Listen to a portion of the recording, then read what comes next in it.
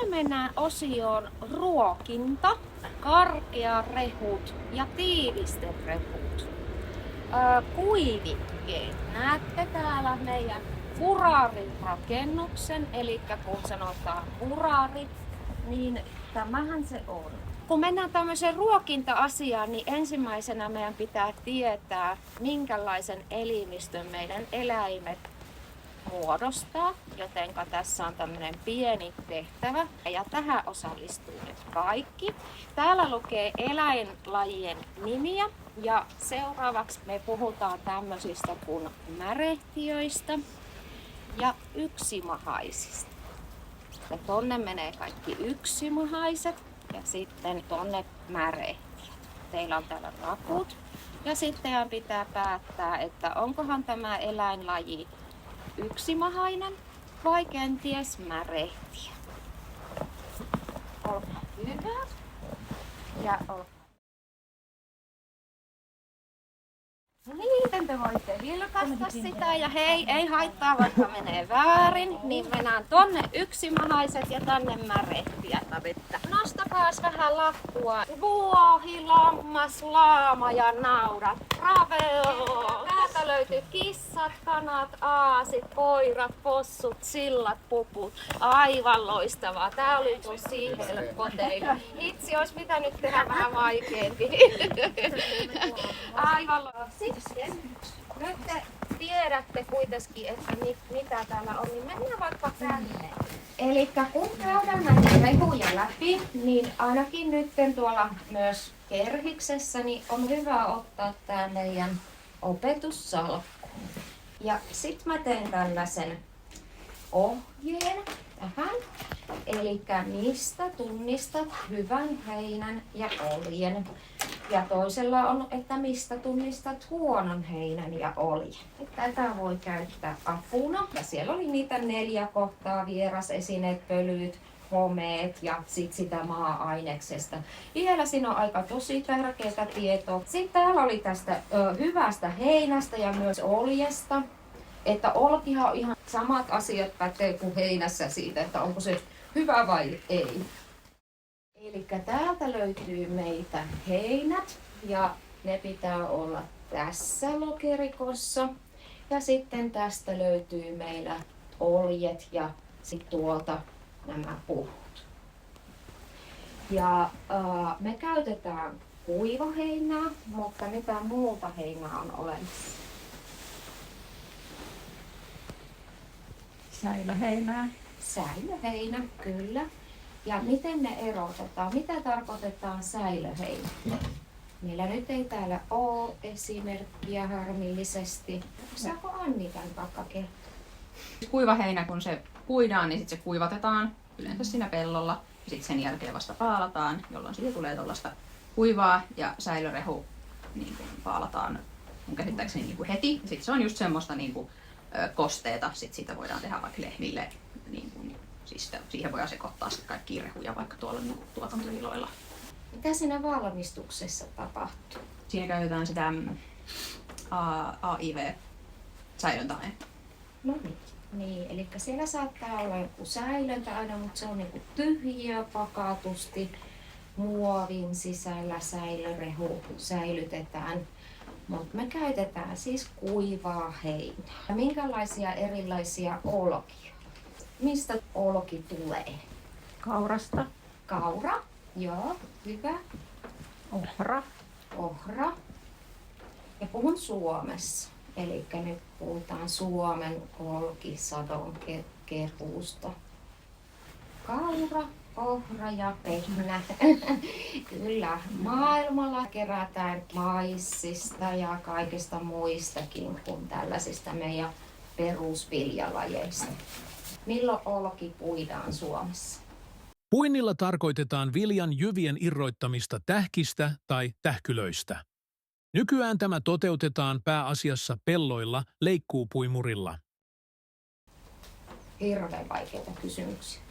Joo. Elosyyskuu on Suomessa. Syyskuulle alkaa mennä olkisadon keruu. Jos olki tulee suoraan pellolta tai uudesta varastosta, kannattaa tarkistaa kuivuus ja homettomuus ennen käyttöä.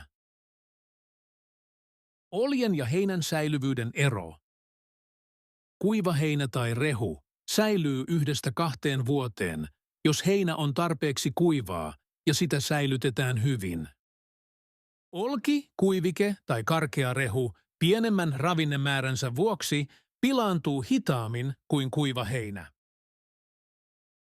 Eli heinässä on hyvä tietää, että on sitä säilöheinää, sitten on kuiva heinää ja sitten on vielä minkälaista heinää.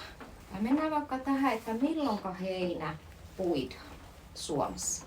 Juhannuksen tienoilla on ensimmäinen sato Suomessa puidaan ja sitten meillä on vielä toinen heinä, niin mitäs se sato on nimeltä? Odelma tarkoittaa heinäsadossa sitä toista satoa, eli sit se on siellä syyskuun-elokuun loppupuolella. Kun on kyse eläinten ruokintaan tarkoitetusta heinästä, tärkeintä on tarkistaa heinän laatu, kuivuus ja että onko heinässä hometta. Heinän sopivuudesta ja hyvyydestä ei voida päällepäin tietää kuin pelkästään heinäanalyysien avulla. Heinäanalyysi suoritetaan yleensä heinänmyyjän toimesta ulkoisen toimijan kautta laboratoriossa, tutkimuslaitoksissa, yliopistojen tai muiden asiantuntijaorganisaatioiden kautta. Myyjät tarjoavat heinän ostajille analyysin pohjalta ajankohtaisen raportin heinän ravintoarvoista ja kunnosta. Näin heinän ostaja voi tehdä perusteltuja päätelmiä esimerkiksi eläinten ravinnelisän tarpeesta. Jos mä liikaa tai liian myöhään puin, niin se on luultavammin vähän pitkää satoa ja silloin se on kortista. No Suomen heinässä on ehkä se ongelma siinä seleenissä, eli Suomessa heinät ei oikeastaan sisällä riittävän määrän seleeniä, kun puhutaan sit ruokinnoista. Se seleenin tarve on Suomessa isompi. Tässä tämmöinen alustus, että tiedätte. Mutta sitten on vielä se, että mehän olemme muuttaneet nämä meidän heinä- ja olkipaalit isopaaleiksi. Ja puhutaan heinäpaalista. No paljonko iso paali painaa? Joo, meille taisi tulla jotain 250. Harvemmin alle 200, että kyllä ne on aina siinä 200 sitten aina 400. Et sitten jos ei jakseta työntää, varmaan painaa enemmän kuin tämä 250. Nämä 250 kilon paalit saa jopa yksin pyöriteltyä. Mikä on hyvä ja mikä on huono heinä. 4 erillistä kohtaa, mistä näet, että heinä on hyvä. Eli sieltä hajusta te voitte oikein hyvin tunnistaa. Väristä, joo. Kosteus. Tunnustele, onko heinä kosteaa. Miten sä sen huonon hajun tunnistat? Kellari on oikein hyvä, semmoinen multainen kellarihaju. Eli nyt kun tässä nyt miettii, että onko nämä hyvää heinää vai ei, niin ihan ensimmäinen on se, että mistä se home tietää muustakin kuin vaikka ulkonäöstä. Haistakaa sitä. Haiseeko se viina? No, tää tuoksuu tosi hyvälle. Se homeinen heinä, huono heinä, niin sen on ihan ensimmäinen haistatte, ja jos se haisee sille vanhalle multakellarille, missä kosteus on, niin silloin siinä on jotain vikaa. Jos meillä on homepaali vierekkäin, mitä me tehdään? Meillä on hyvä paali ja homepaali. Ei ne voi olla kosketuksissa, homeitiöt leviää. Eli ei me voida todeta, että okei, nyt tuossa vieressä on homeinen paali, enpäs mä sille mitään teen. Vie se pois siitä ja nopeasti, ettei ne muut mene pilalle. Sitten tässä on tämmöinen pussi, mistä voitte vähän katsoa, mutta tässä ei nyt huomaatte, että onko tämä hyvä vai huono. Eli siitä voi katsoa, että sinne näkyy semmoisia mustia pisteitä. Se on huono, eli ei kannata antaa tällaisia. Mutta nämä isot paalit, jos ne homettuu, niin ulkoisesti siellä saattaa olla semmoinen musta kohta, vaikka jos sinne on joku rotta mennyt tai joku pesinyt tai joku lintu käynyt sitä nokkimassa ja sitten se on tai ottanut kosteutta tai se maa-aines todennäköisesti on se syy, että sinne on joutunut joku multapaakku sinne vaikka joukkoon, niin se lähtee sitten se paali sieltä homeettumaan. Isot paalit homeettuu aina sieltä keskeltä.